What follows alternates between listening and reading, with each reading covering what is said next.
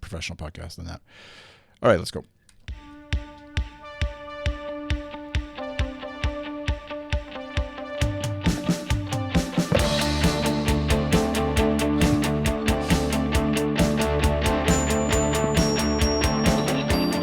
All right, hello, welcome to the U2 podcast number 72, where we talk all things U2, album news, tour dates, and upcoming album releases, as it happens to happen from the staff of U2. Right. I'm Chris, Chris on the Twitters, and I'm joined by my boss. Start laughing. The future CEO of Cancun.com. Yeah. Oh yeah, where's my? Oh, wrong one. There we go. There we go. This is the intro he needs. He deserves as the future Cancun experience officer, Mr. Matt McGee. Welcome back to the program, Matt. Thanks. Wow, now I'm taking up the huge screen on my monitor here. Yeah, I'm trying the video switching idea. Okay. All right. So you got in the background we have we have your wife and then Bono sort of hidden behind her. Right. And then that's the shredding machine right over here. And then over here we have some lovely scented candles because my dog lives in my office and makes the place smell like dog, and I don't like my office to smell like dog. So, and we've got the Pop Mart poster, and we've got the Joshua tree right behind me. So, yeah, we're in a good workspace. Yeah, it's not you. We may have come here thinking U2 tour, but it's actually Matt's office tour is what we're doing tonight. So we're competing live. We stream live sometimes. Often we record it live, and it's at twitch.tv/goodstuff_FM. And we're competing tonight with Amazon. I don't know if you ever heard of Amazon. Actually, Amazon owns Twitch, so we're kind of like on competing platforms, as it were. But they have their very subversive tonight. Yeah, U2 experience going on. But this will, which you can't listen to, right? You couldn't hear any of that. It's what did you say? America, Austria. Right, Austria. Right. How does the U.S., UK, Germany, and Austria, which is just like the most random. It seems to be if you have access to you have Amazon Music Unlimited. So you have to have Prime, and then there's an add-on called Music Unlimited if you have access to that. As far as we've heard, it's all a lot of probably rehash stuff. I mean, it's neat, like not taking anything away from it, but you shouldn't switch away to it right now, clearly. No, not at all. As I just tweeted, there's going to be a lot more laughs and insight on our live stream than on Amazon. Yeah. Get it all out the edge. So, see, there we got quotes already from the edge. There you go. It's a jive moment. So, but yeah, it's something. There's apparently 24 hours of footage, anyways, of U2. So if you're got a hankering and you're in one of those 4 countries for some more U2 content as you wait for Songs of Experience to come out on Friday, and you're not one of those people who will judge tremendously that happen to listen to leaked music. But anyways, before we get into all that, that's what we're going to talk about at the roundtable is how you listen to and take in a brand new U2 album and whether you listen to leaks and all that kind of stuff. We'll get into that. The roundtable is small. I guess it's just a table at this time. Just you and I. It's more like a 2-seater in the corner here. Yeah. But we'll get to that. But before we do, we just wanted to follow up a bit from last episode. We had John Bigwave from the Zootopia forums on. We were talking about how to buy tickets for the big concerts tour that was announced and all the sort of kerfuffle that happened since then. We've kind of been wanting to respond and then waiting to see what happened and then wanting to respond to that and then waiting to see what happened. So, Matt, I don't know if you want to sort of briefly catch everybody up and just sort of where we're at today and why we're not devoting more hours and hours to that discussion, I guess, as some people maybe want. Yeah. Well, right. Like, yeah, we could probably talk ad nauseum about it, but yeah. So, I mean, there was the pre-sales were kind of a disaster, and then there was a second round of pre-sales that started this week. That there's still some confusion going on, and we're getting tweets and seeing things on Facebook where there's still some issues. People are having trouble, knowing what codes are active or not active. They're having trouble getting codes still, but it's, compared to last week, it seems much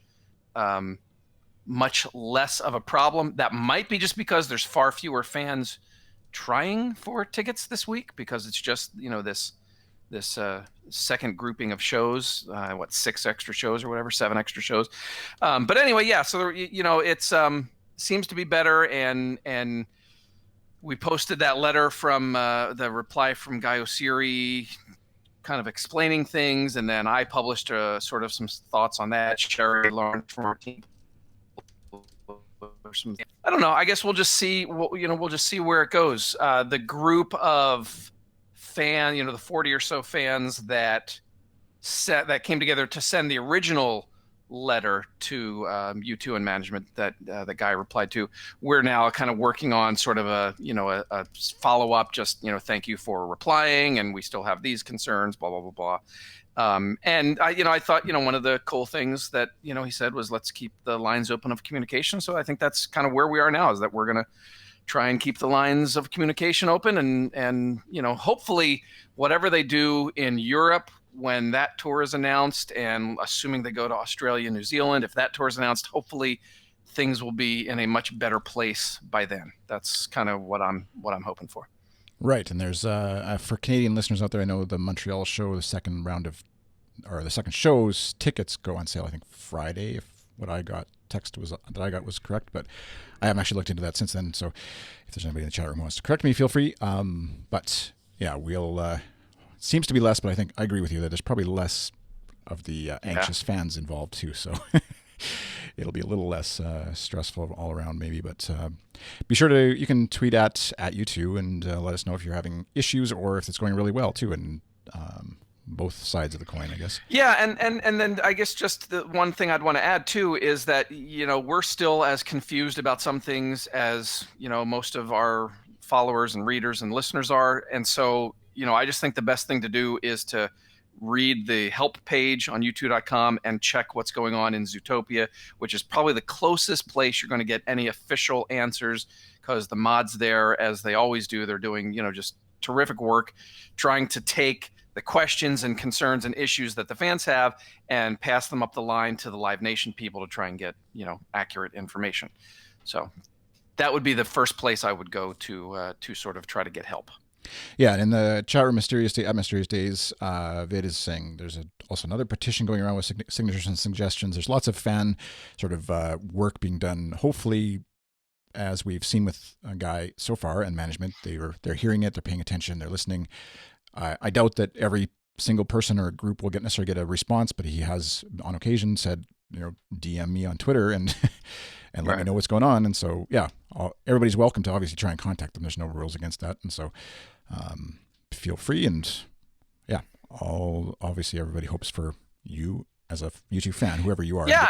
And right. Exactly. And just, look, in all the years, I think a lot of people say this, that if you try hard enough, you will eventually get the tickets you need because somebody will have an extra. And that's always been the case for me, even last minute needing to get a ticket to get my son in to see one of the U2 IE tour shows in 2015. Just don't give up. Just, keep they release more tickets on Ticketmaster. There's all kinds of different opportunities. So don't throw the towel in. Yeah. Other stuff that's happened, just we thought we'd catch folks up on in case it's escaped your radar or whatever, but there's the U2 conference in 2018 that we mentioned, I think a couple episodes back, so you can visit u2conference.com to find out details. That's in Belfast, right? Northern Ireland. Yes. Mid-spring 2018, I believe. I think June is the June? Okay. I think it's June, yeah.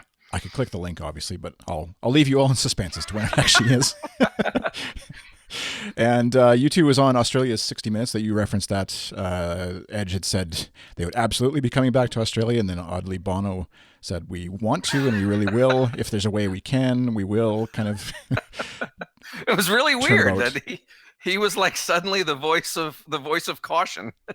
It's funny because she said, "Well, you're God, can't you make this happen?" Like yeah, to Bono, just make it happen. And it is kind of funny because it feels like, okay, if Bono and Edge want to, unless I guess Larry and Adam are like, no, I hate Australia, we're not going there.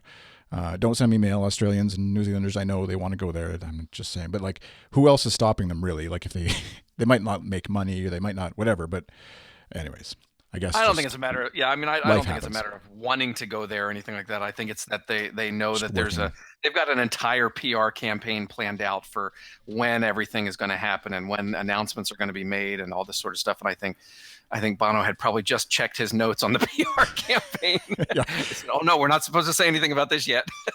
Yeah, the PR person probably next to them just buzzed him and said, starts "Hey, throwing things. Whoa, can we reel that back just a second?" And then that's the reporter there. Who was, if you're watching the video version, she's really tall, so probably really intimidating. Yes. To not She's give good news. 7'9". They were Bono was on Jimmy Kimmel last night. Well, it was on, I don't know when it taped exactly, but he was on the show last night. Did a song with Chris Martin, and links to that obviously at u2.com and over on the YouTubes. And U2 also released, since last we talked, the American Soul lyric video. So lots of stuff to watch, check out, and see in the U2 land. Busy times, as would be expected, I guess, in promoting a new album, which is kind of fun to see. So in our what did you call it, a side table discussion? Our corner table, our two-seater in the corner. We thought we got a question in from a reader, or a comment, I guess, asking basically, does anyone have a ritual when a new album drops? Which is kind of we knew we wanted to talk about the fact that the album is coming, but didn't know how to frame it exactly. It kind of came at a perfect time. So thank you for that. Whoever, I don't know if the name was ever attached, but thank you for that. There was no name. It was just an email sent through our contact form on our website. There was no name attached to it. I'm not going to give the email address away. Yeah. So. They said anyway. Random at YouTube reader. Yeah, and maybe listener or not. We'll find out, I guess. But they said, I got to thinking, now that Songs of Experience is available Friday, that I have a certain way that I listen to all U2 music, new U2 music.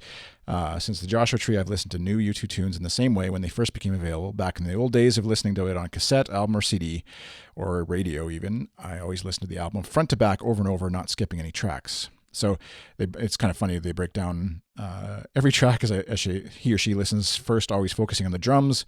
Then once they have the drums analyzed, they focus on the lyrics. And then once that happens, they focus on the guitar.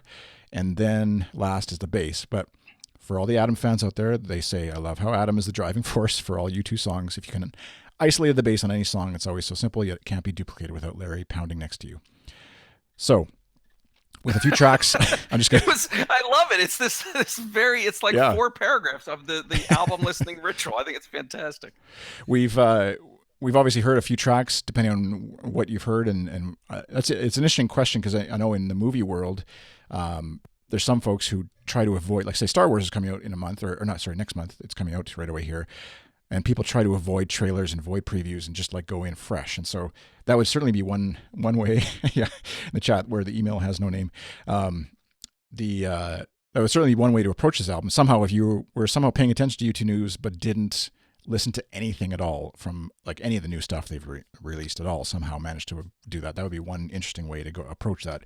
It'd be pretty hard in this day and age to get that done, unless you just completely shut off social media and unfollowed and stop reading at u2.com, which why would you do that anyways? So I don't know what about you, but of the songs that have been released, so You're the Best Thing About Me, The Blackout, I want to say Volcano, but it's why am I blanking? American Soul is the one that sounds like that. Yeah. And Get Out of Your Own Way. Get Out of Your Own Way. I've only heard those, and then I just jokingly mentioned, I think to you, that I heard on A&J Garcia. I forget what his actual first name is. I think it's his and his wife's. But anyways, his Instagram story. All of a sudden, I'm clicking through, and he's like listening to the new U2 album with his son. I'm like, oh, I don't recognize that song. Oh shoot, I don't. So I quickly clipped through, because I've been actually trying to avoid it. I would, as much as I know there's leaks and stuff out there of the audio, I've been trying to avoid listening and wanted to listen to it all sort of in the way God intended, or Bono intended, when it comes out on Friday. So what about you? I'm exact same as you, and I would love to have been able. In fact, I would rather not even have heard the 4 songs we've heard. I want to hear the album from start to finish with virgin ears for the first time, and so I would prefer not having even heard those 4 songs. But you're right. I mean, that's impossible, especially when you run a website about U2. It's kind of impossible to say, hey guys, I'm going to disappear for the next few weeks. Have fun. See ya. Yeah. At Jim Sigtau tweeted at me that he listens with his ears, which is, yes, clever dad joke, but that's how he listens to the first album. It would be fun because go ahead. Well, no, I was just gonna say, because like when we first heard, like there was like American Soul, I think was like mistakenly put on iTunes or something for like a day or whatever, or it was put somewhere, and we heard it, and we had our chat on Slack, and I was saying, oh gosh, it sounds just like Volcano. Why does it have to sound just like Volcano? But then when I heard American Soul tagged along with Get Out of Your Own Way, they're obviously meant to be, you know, a 2-song kind of medley, kind of sweet. They're connected by that Kendrick Lamar. I thought, wow, these two, they sound fantastic together. And so that, to me, that just is kind of like more evidence or whatever of why I want to be able to hear the album start to finish. Because I think it seems like from what I'm reading that this album is sort of sequenced and planned in a specific way for a reason. Does that make sense? Yeah. And yeah. And so just hearing, one song and then, here's, the song number 3 and then here's song number 9. And that doesn't seem to me like to be the way that I'd prefer to listen. Yeah. But whatever. Bjorn in the chat room said, I think releasing songs one by one is a tactic to get onto Spotify playlists, which is one absolutely marketing absolutely way.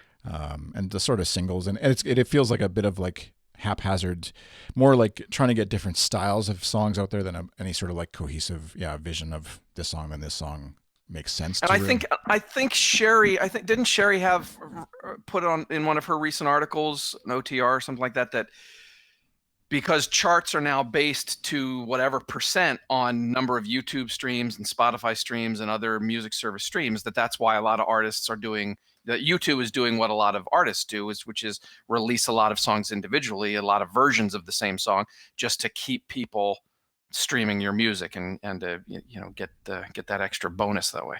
Yeah, and get it the sharing of you see someone else listening to a song or whatever too, and that kind of thing. So. Yeah, it's an interesting world to try and promote something in. And like they tried with the iTunes method before of dropping the album as a big surprise and free to everybody. That was one way of obviously getting out there that not everybody appreciated the same way we probably did. But yeah, it's interesting that they're sort of approaching it, or they're approaching it differently, but almost in a slightly sort of in the old school way of singles and stuff like that. But yeah, interesting ways of putting out lyric videos more and that kind of stuff is along the way. So it's been an interesting lead up to the album. And it's kind of hard to believe that it actually is going to finally be here. Lots of folks were referencing our competition, as it were, the You Talking You2 to Me podcast out of nowhere. All of a sudden put out a new episode, I think this week, promoting the new album or talking about the new album. And in it, apparently I stopped listening because I didn't want to hear anything again, but they had clips from songs from the new album in the episodes, so you can go to listen to that if you want to and hear some of their thoughts on the new album. So obviously the band gave permission to them to do that, so it's part of their PR blitz, as it were, I guess, for the new album. So but we sort of asked some of our staff, and then we got a bunch of tweets from people that I'll sort of intersperse here as we discuss. But Becky and our staff said, my ritual is to sit down and listen to a new album in its entirety without headphones. I talk to myself out loud about how I like the music or lyrics, and I usually end up thinking how great or not so great a song will sound live. I usually cry a lot, and I have to be by myself in the first run through because I get so emotional. It's like opening the best gift ever. So, which I agree too. It's kind of like, I don't know if you're this way, but after watching a movie, I kind of have a internal rule that my family maybe doesn't know about, where I'm like, we're not talking about it until we're like at least 2 blocks away from the movie theater, and then we'll decompress. Really? I've realized this over time. I didn't really know. I would just get mad if people started talking about it, but I was like, I realized I just need time to decompress from it. So it's like similarly here, and like having that experience. If you're a U2 fan, a huge U2 fan, then you also, I understand. I'll understand however you process it. But if you're like, I like one and that one mysterious song and Where the Streets Have Something or whatever, that was a cool song, and then you want to have a discussion with me right after I've heard the album for the first time, I'm kind of like, no, let's just wait. Maybe we'll do that some other time. But what is your sort of first listen through, or do you have a plan for it? Or is it kind of like, oh, it's there, I'll just turn it on? Well, that's because that's why I'm glad that we're doing this as our topic, because I don't have a ritual anymore. I used to have a ritual. I don't remember what. Well, okay, so we'll go back one album, Songs of Innocence. My ritual was, because they dumped it on us at like noon West Coast time from the Apple event, and like there it was, and I was like, I got to write this news story on @U2, and I got to figure out what on earth they just announced and everything. And it was just like all this craziness going on, but I want to listen to the album too.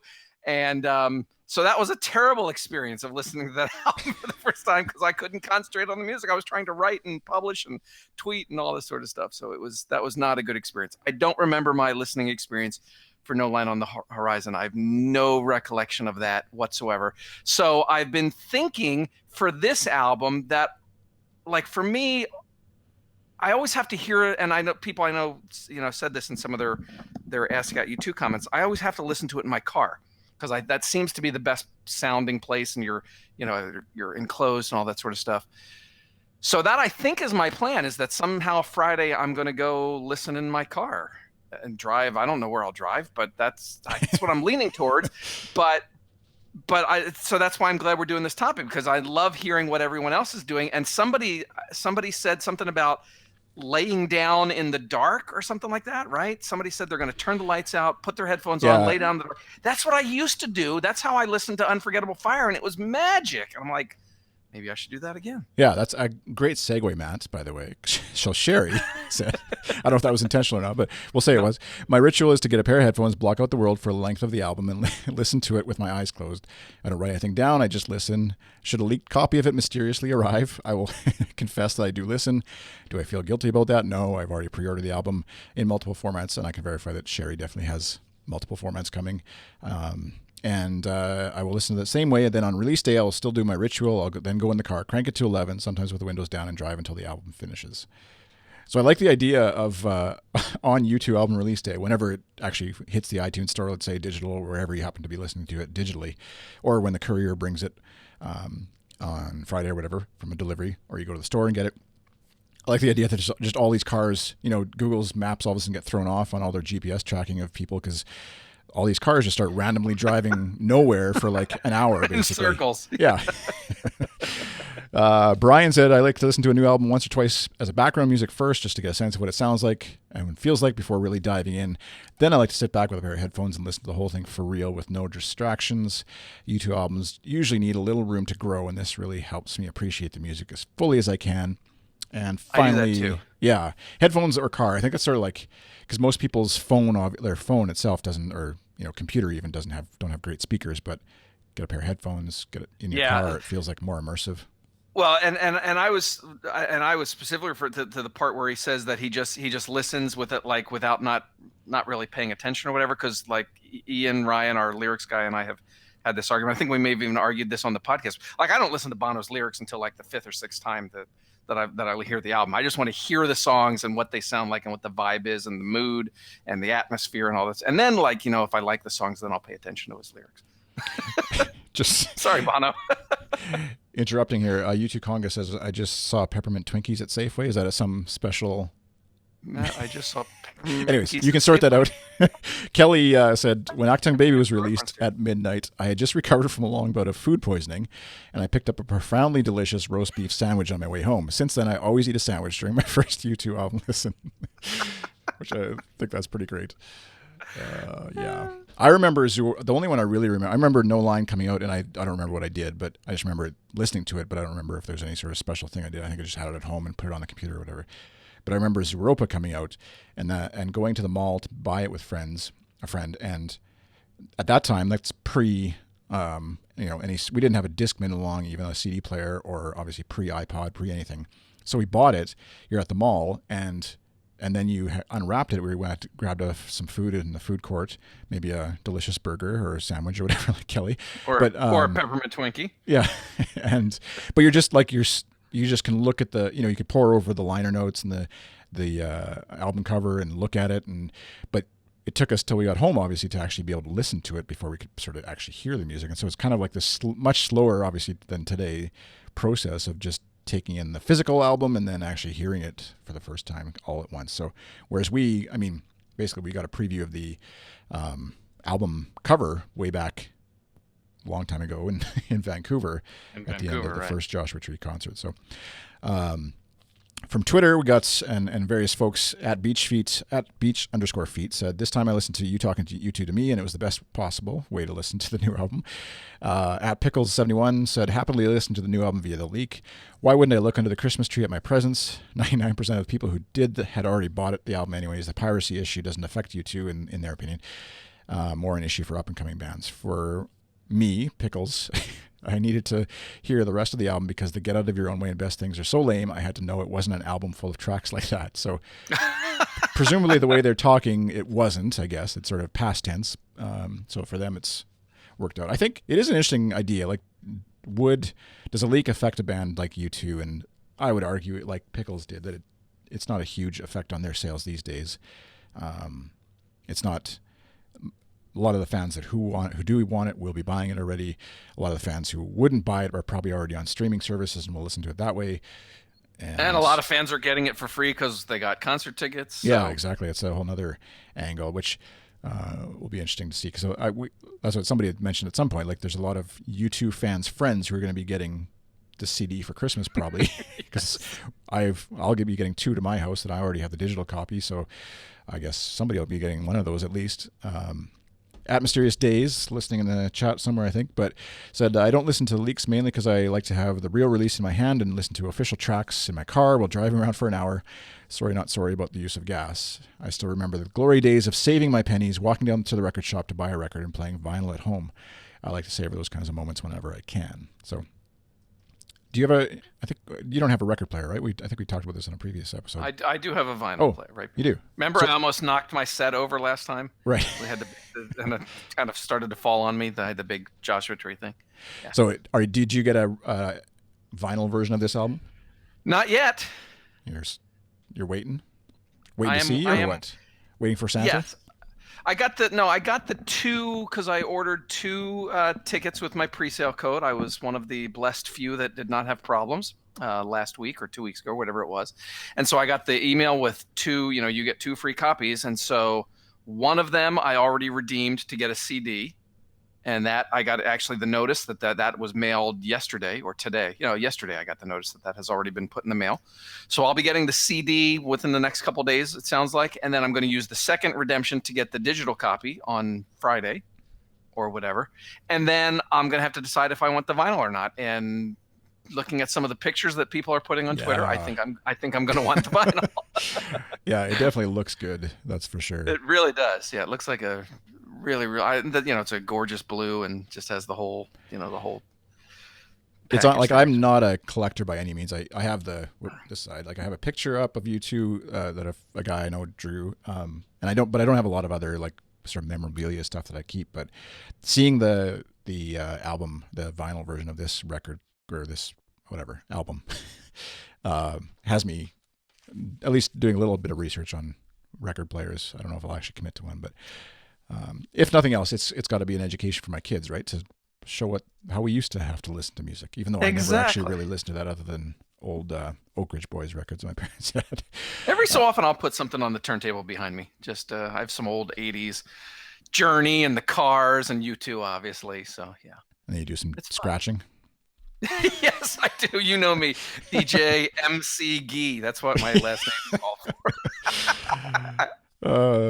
Bjorn in the chat said, I have the leak, but I'm limiting my listening, knowing I want to support them on Spotify, even though he also bought by getting concert tickets. Which it is, like, I'm sure most bands have that kind of devotion of, like, I still want to give them money, which is good. I'm not making fun of that idea. Obviously, it's good to support artists and creative types of all types. So, but, and he also asked for a record player for Christmas, so we'll have to let us know what you get if Santa brings you one. Actually, and I have Bjorn's here. His comment was another nice segue. He just realized I've been in a different country for the last 4 albums. Songs of Innocence in India was the worst, as my internet access was 0.5 megabytes, and I had to update iTunes before the album would download. Oh my gosh! My wife suggested waiting 2 weeks until we were home. Yeah.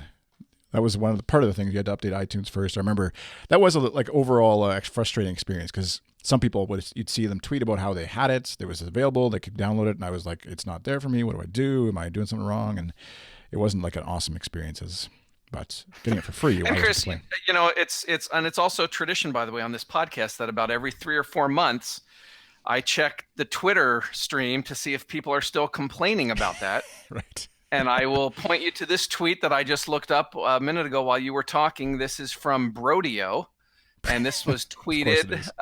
Is today November 29th? It is. This was tweeted at 10:28 this morning. And Brodeo says that effing U2 album that got downloaded to every iPhone still plays every time I plug my phone into my speakers. Oh my gosh. It's been 3+ years and they're still complaining about it. Oh, that's a bit of a weird legacy for that album, eh? I am so sorry. Yeah.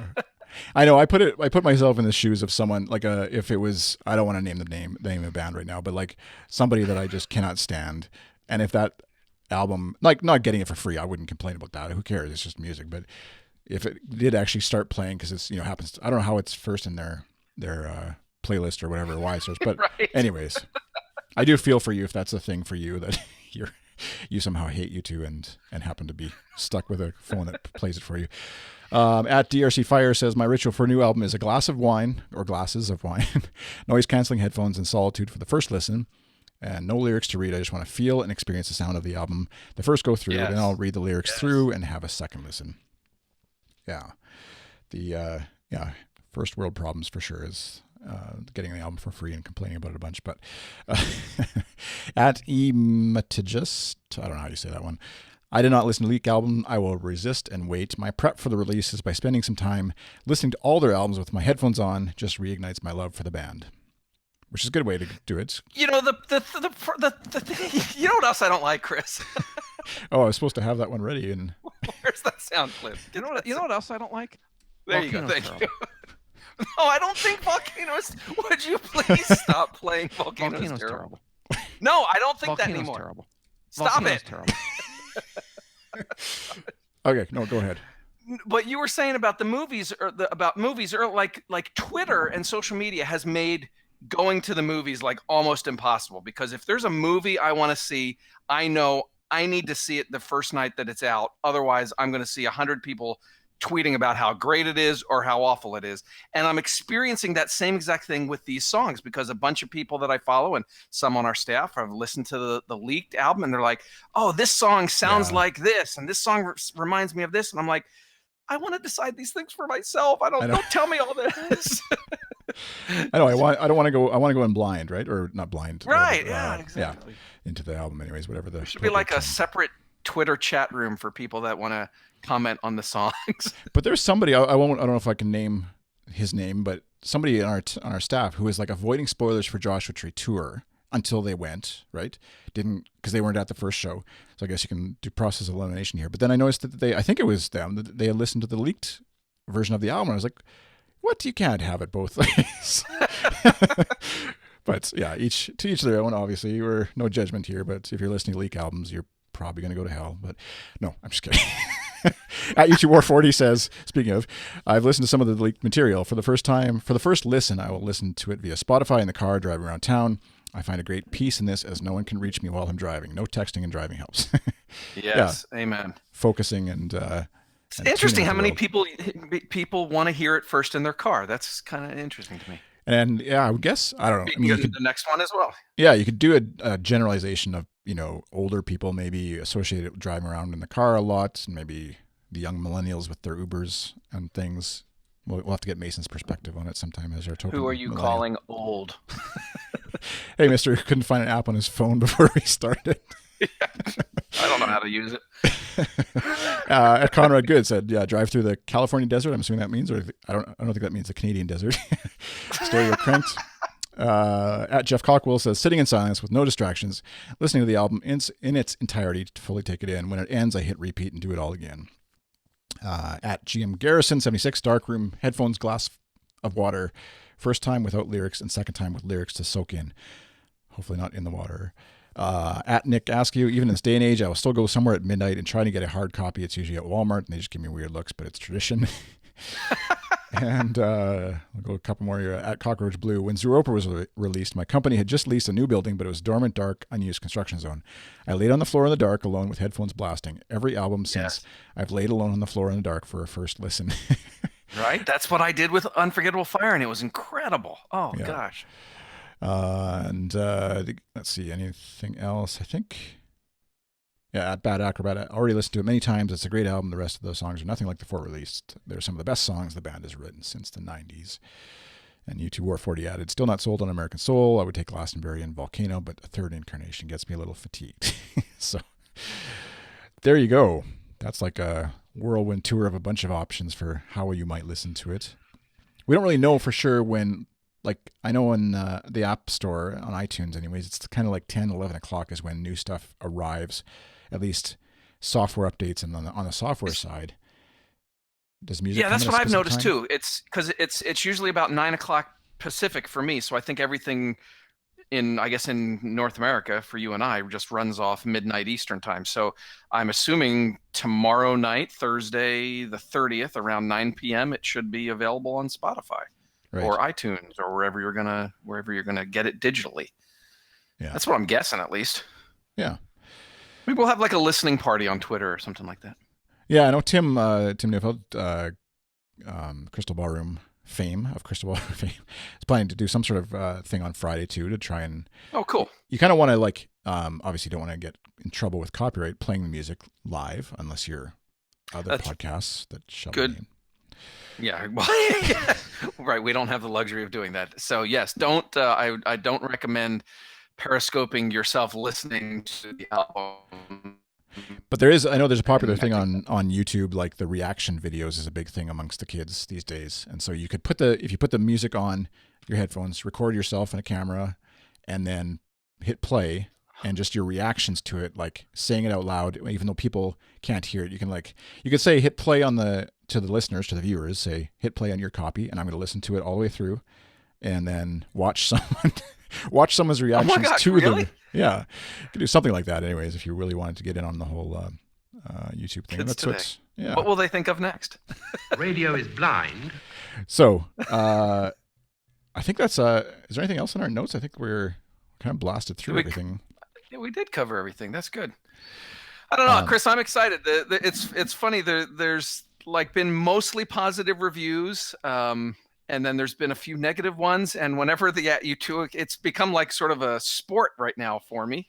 And I'm not the only person that runs the @U2 Twitter account. Sherry and Tasula and Fernanda have access to it as well. But I know when I am sending out links to the various album reviews, I can already tell which ones people are going to get angry about. And I'm just like, it's just someone's opinion. Just relax. It doesn't make it good or bad. It's whatever you think about it that matters. So anyway.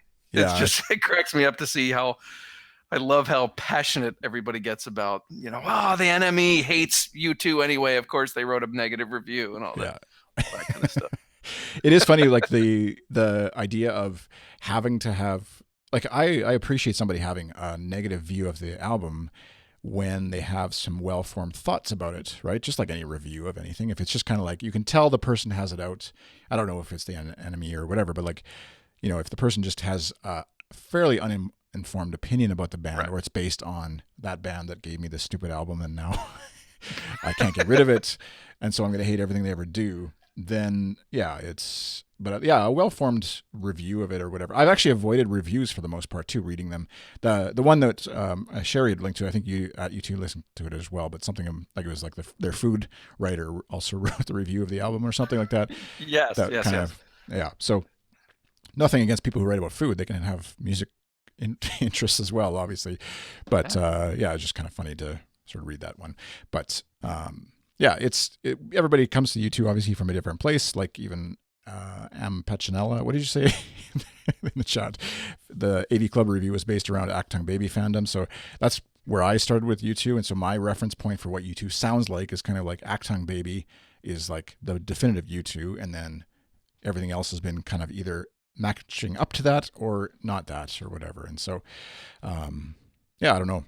Everybody has their own perspective, obviously. And then, like many people have referenced, hearing them live is where the songs really come alive for people, or for me anyways. And so there's just an excitement now knowing the tour's happening and going to get to hear a lot of these songs.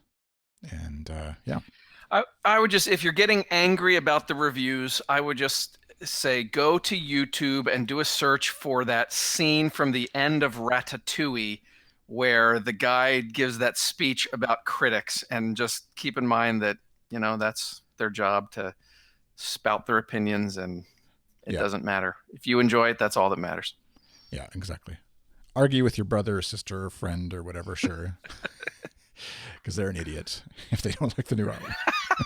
But it does bring up the interesting discussion of like which happens every time an album comes out is, Matt says he hates Volcano. Everybody says, how could you hate Volcano? It's U2. And I'm just picking a random example. I don't even know if you hate Volcano or not, but. You're killing me. You are killing me. Would you? Oh God, here we go again. But yeah, it's kind of funny that like there's that argument of like you don't have to like everything U2 does, or you have to like everything U2 does that people have, and both are valid because that's just how somebody views the band and views the artist, and yeah, it's interesting. So there's nothing wrong with Volcano, Chris. That is the soundbite I want you to start using. All right, I'll see if I can remember to record that one instead of the other one. My sound bites are acting up again, I guess, or something. Now, Sleep Like a Baby, on the other hand, I was out in the garage doing some work on the weekend and had my Spotify playing through Bluetooth, and across I think I was like down on the driveway or whatever, and I could hear the opening strains of Sleep Like a Baby, and I dropped everything in my hand. I sprinted next. Fast forward, next song. Yeah, so that hasn't changed, but Volcano, I've warmed up to. All right. Got it all out the edge. All right. Well, I think we'll wrap up there and keep the tweets coming. You can use hashtag AskAtU2 if you're not sure how to send in comments. What was referenced to is lots of people were using the hashtag AskAtU2 and tweeting those, and we collect those as we're going through the week. What are we going to do? So, like, what will we do a podcast? The next one will be about the album itself. Yeah, I guess we'll probably do one next week. Yeah, everybody will have their chance to lay on the floor, drive around for an hour. Whatever. Maybe we'll do everybody in their car podcast or something like that. You know what would be cool? We should ask people to take photos of themselves listening to the album, whether they're in their car. Well, like, don't be safe. Don't take a photo of yourself while you're driving. But or if you're in like a dark room or whatever. Yeah, and then what's the hashtag we use for that? Just use the same one, AskAtU2. We'll figure it out. Okay. But yeah, use hashtag AskAtU2 and tweet us at wherever. We don't check Instagram, but there isn't an easy way to automatically check Instagram. So if you tweet myself directly or whatever, or use the hashtag AskAtU2 and we'll find it and get it in for the next episode, because that'd be fun to sort of see people around the world listening to the new album wherever they happen to be in the world. So yeah, that'd be cool. And that's actually an ongoing theme with the podcast. We sort of stopped asking for a while, but anytime you want to, you feel like taking a selfie with yourself, well, obviously, listening to the podcast somewhere in the world, because it's just cool to know that the words we're speaking right now, A, that somebody actually is listening to it out there, and B, that where it happens to be in the world is just kind of cool, just for fun, see how far this thing goes. Because every so often I was joking about this before, that we should maybe leak an episode of the podcast, and then maybe we'd build up some extra hype for the album or something. Anyways, it's all free. You get it for free. Cyber Monday promotions on today. Okay, so Matt, where can people argue with you if they really, love Volcano? If you love Sleep Like a Baby Tonight, don't at me. I don't want to hear from you. But if you have other intelligent comments that you would like to share with me, I am at Matt McGee on Twitter. That is the best place to reach me. Yeah, and I'm iChris on Twitter. That's where you can at me there. And ATU2 is the Twitter account for this website that we're podcasting from somehow. YouTube at youtube.com, atu2.com, facebook.com/ changing browsers, where is it? Facebook.com/ atu2com, and Instagram.com/ atu2com is. And vote for me for Cancun.com CEO, please. Where are we here? There we go. We'll end with that slide. Yes, thank you. Just go to my Twitter. Just go to twitter.com/Matt McGee, and it's my pinned tweet. It links to the page where you vote, and you can vote every day. We'll put a link in the show notes if I remember. And if I win, I'm buying everyone a pina colada. In Cancun. In Cancun. You got to get there, but I'll buy the drinks when you get there. I'm kind of thinking I might submit my own application at this point. I was looking, there's no rules on it has to be a U.S. person, so I kind of think... No, not at all. It can be people from all over the world. All right. So vote for Matt, and we'll see you back here next week next episode when we've all heard Songs of Experience for the first... those of us who haven't listened to the leaks and are therefore better people overall will have heard it for the first time. Exactly. And the rest of you can then join us in discussion about that at the next episode. Thanks for listening. Hope you have a great day. Bye.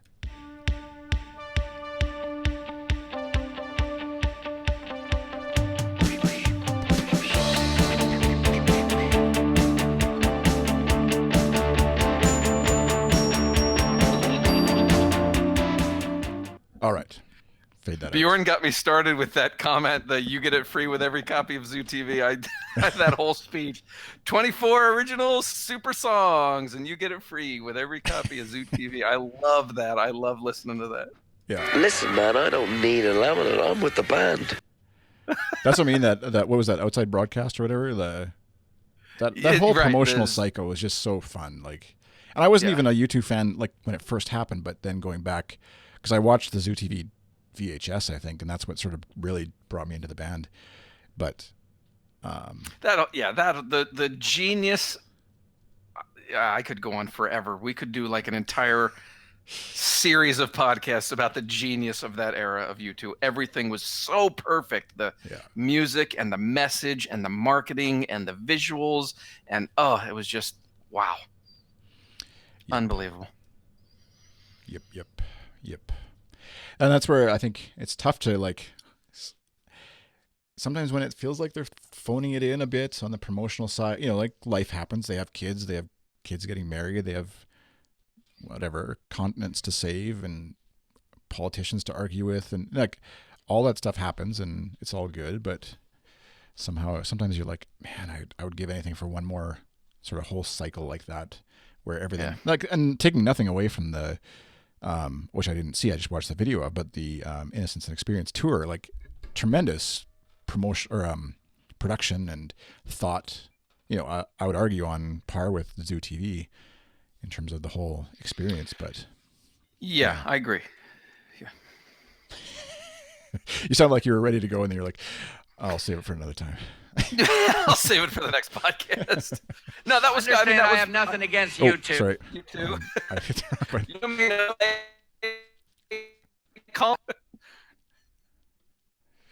Oh, yeah, those were great. Those were fantastic. Yeah, the Bill Flanagan Bono interview, I think, was a bit of felt like, and again, it's Flanagan. I read the Bible and by Bill Flanagan on YouTube, and so his language for U2 frames a lot of my own sort of language for U2, because I think I read that 3 or 4 times at least back in the day. So, Chris, I don't think have you ever met A. Pansella? That's our former staffer and longtime and wonderful person, human being, Angela Pansella. Did you ever meet her? I don't think so. I hope I didn't, and now I'm being really rude. I don't know either. But anyway, we should try to get Angela on a podcast at some point. She's really, really cool. So awesome. Anyway, hi Angela. Miss you. That's like I said. I'm terrible at remembering names in the first place, and then terrible at matching up names to random internet handles as well. So unless you're, Bjorn kind of sticks out. P-Bear, 1979. Oh, we did meet in Cleveland at staff dinner. So there we go.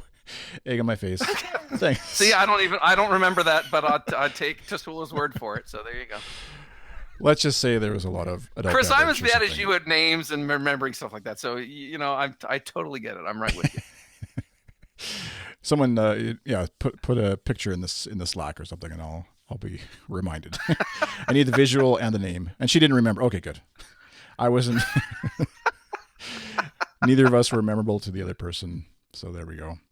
Bjorn equals bear in Norwegian. Oh, that's where P-Bear comes from. Okay. Oh, interesting. I didn't know that. Well, all right. Thanks tonight everybody for tuning in. I'm an onager tonight. Yeah. So behind the scenes, for the way we do this video chat thing, I give everybody an interesting link. It's just a random generated character, but tonight Matt's was glossy carnation onager. Onager, Onager, and I had to look that up. I didn't know what it meant, because usually I'm like a gull. I'm some sort of screaming gull or something like that. But tonight I'm an onager, and I looked it up, and an onager is an animal of a race of the Asian wild ass native to northern Iran. So there you go. set the tone for tonight's podcast, I think, perfectly.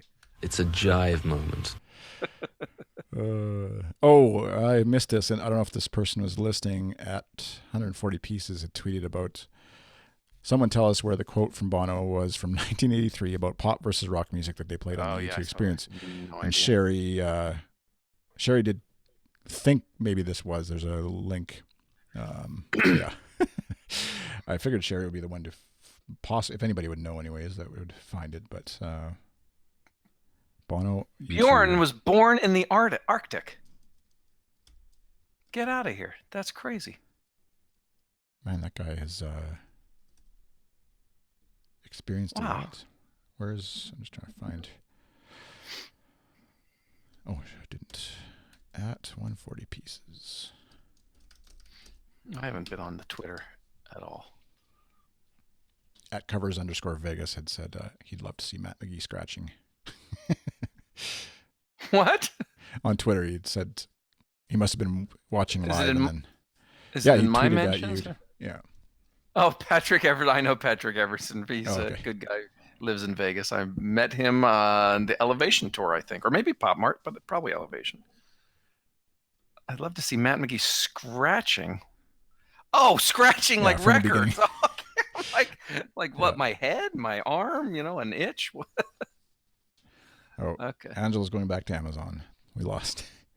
Oh yeah, we got to let people get going.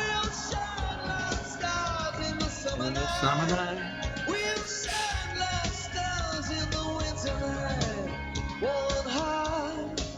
You're not listening to that, are you? No, that's just a sound. Oh, okay. I thought that was on. I was trying to keep people here by. Oh. Well, I completely forgot to pull this one in. Because there's a lot of U2 albums out there. Why would anyone want another one? Man, I've never heard him say that before. Yeah. Hear his voice. Where's the older... I'm the Fly, man. That's it. Because there's a lot of U2 albums out there. Why would anyone want another one? Deep voice now, eh? Why do you think I'm being nice to you? Pint. You people, you need heroes. But if I take the job, you kill me. Generosity, a dash of self-promotion. Yeah. I definitely see myself acting. That would be a fun game to play. Is like play a sound clip, and then people have to say what comes next. That would be like a good YouTube trivia type game, right? Like where you don't have the end of the sentence or whatever.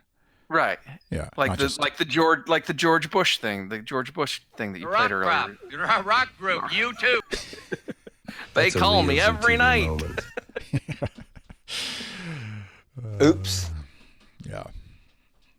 This one will be. How do rock stars smell like? Well, the smell like. How do rock stars smell like? I generally don't go around sniffing rock stars. Yes. All right. There's a party in Tulsa, Tasula says. What party in Tulsa? Oh, that's where the opening of the tour is. We're having a party? I don't know. Why am I the last to know everything? It's like I'm just on a need-to-know basis around here. It's like basically, let's just do things and we'll tell Matt at some point. Yep. Probably. Oh, sorry. Okay, now I'm just going to start playing soundboard stuff and then... Oh, there's right. Welcome to Zoo TV. No, it's about music, I hope. At least that's what you said would be about. First two people I'd met were Dick and Edge. Dick is Edge's brother. And then I met Bono. Bono said he could play guitar, but he didn't have one. Dick and Edge had built a guitar, which was the most incredible looking machine you've ever seen in your life. So I met Adam. And I got so excited. Because he had bushy blonde hair. He had tinted glasses and a really long Afghan coat. And all the beads and all the gear. And he just looked so cool. And I said, I want to be in a band with him.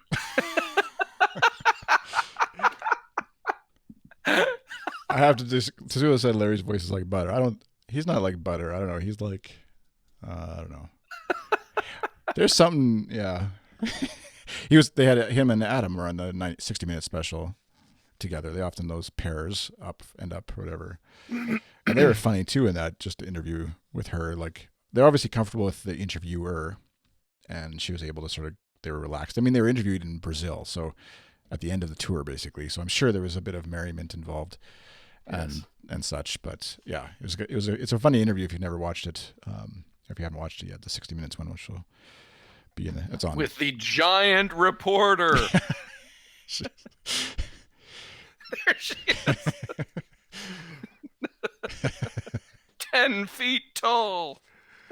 Like the folks around look pretty big, but pretty tall. But oh gosh, whatever she's standing on, they should give a handout to people at the door and be like, "Hey, if you're like the rides at the amusement park, like if you're below this height, you get this stand." I'm not naming names. And what makes it even perfect is that there's literally no one behind her. She's so big. Yeah. That there's like people have cleared out behind her because they can't see. Yep. Oh gosh. Yeah. Well, you'd think if like Mysterious Days, you were down there, I think in Brazil, weren't you? Or I guess Fabiano was going to tune in. Maybe he didn't, but a 7-foot tall blonde woman, I think, would stand out walking around Brazil. You would think so. You'd think she'd stand out pretty much anywhere. Yeah. All right. Thanks, folks, whoever happened to be tuning in, wherever you are in the world, and whether you're on Periscope or YouTube or Twitch. If you're on Twitch and you haven't already, I'll just little self-promotional drop of megalomania. If you've got an account and you're watching us on YouTube, or on Twitch, sorry, there's a little follow button at the top of the screen with a heart. Click that, and that'll help us out. So I think most of you who are in there on Twitch are already doing that. But did we have any listeners on restroom.io? Restroom.io is the thing that allows me to stream out to a whole bunch of things. So that's why it's called Restream, not Restroom. Oh, Restream, not Restroom. Okay. So nobody actually sees that, but it actually is the one that I send it there, and then it sends it to Twitch and YouTube and Periscope all at the same time. So. All right. Yeah. Okay. Thanks, everybody. Thanks, Chris. We'll see you again next time. Maybe not same time. We'll see. We might do it on Thursday next week, but Wednesday or Thursday night. Bye.